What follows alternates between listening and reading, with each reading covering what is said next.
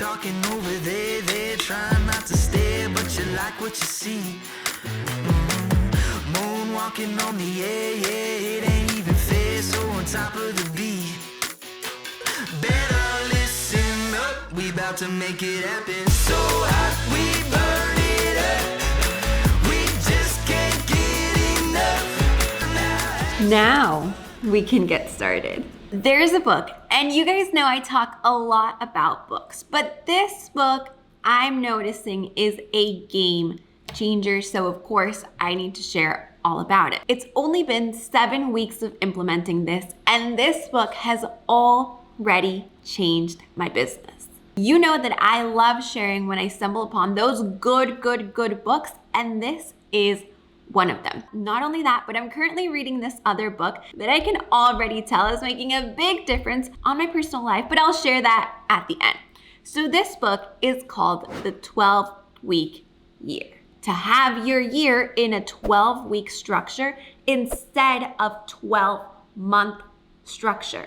The cool part when you run a business is that, I don't know about you, but for example, for me, if I'm thinking that long term down a year, a lot can change. We know how much can change in a year. I've seen it. One video picks up and it totally changes where you want to head towards, or you land a big client, or you sell out of your product. Like, so much can happen.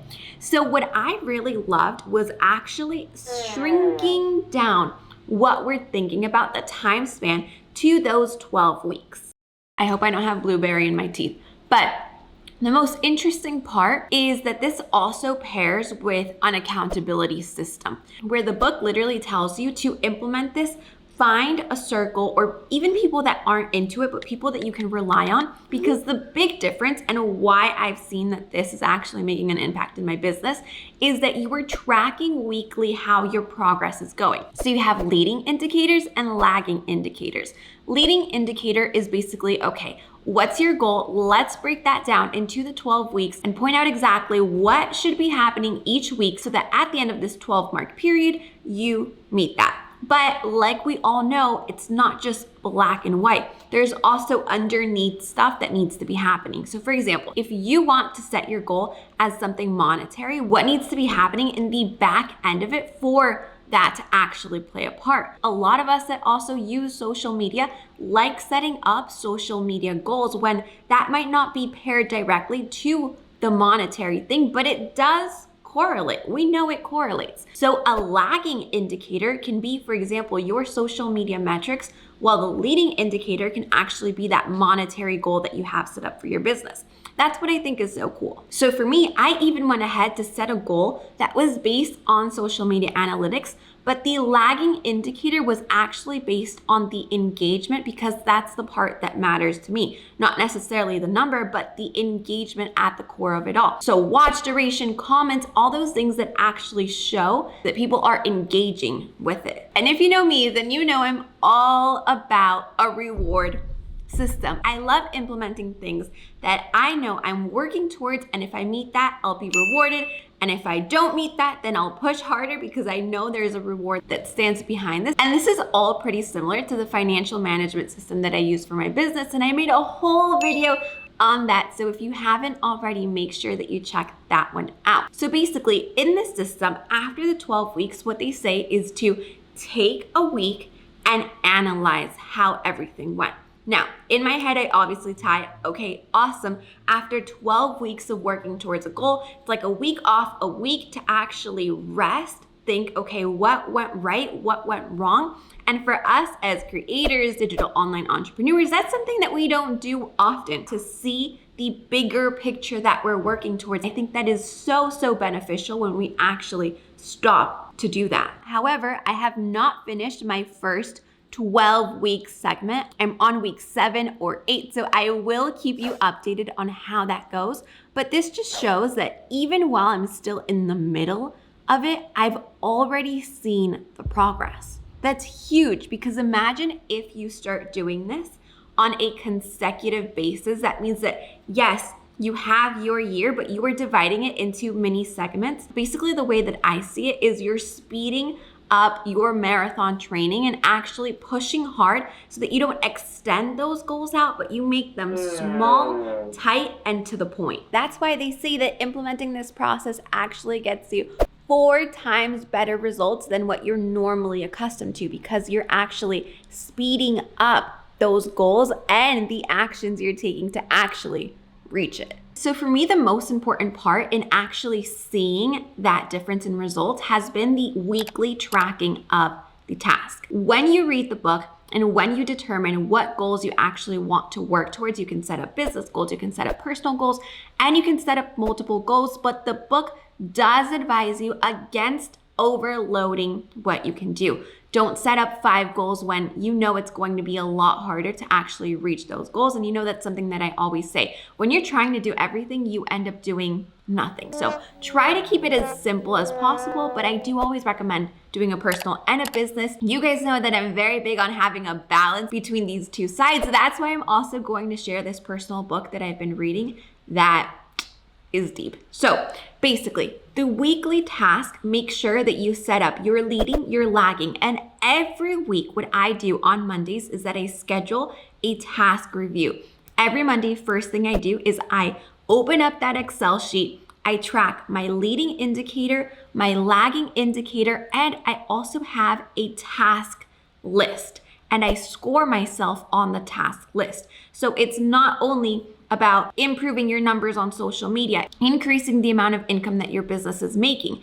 It's also about what it takes to do that. So for example, if you're trying to close clients, how many sales calls, if that's your process, how many sales calls are you getting on to actually close those? If you're getting on 5 and you want to close with 5 clients, well, 99% of the chances are that you're not closing all 5, because 100 out of 100, you'd be like the rocking most outstanding salesperson on earth. And if you're that person, I definitely want to meet you.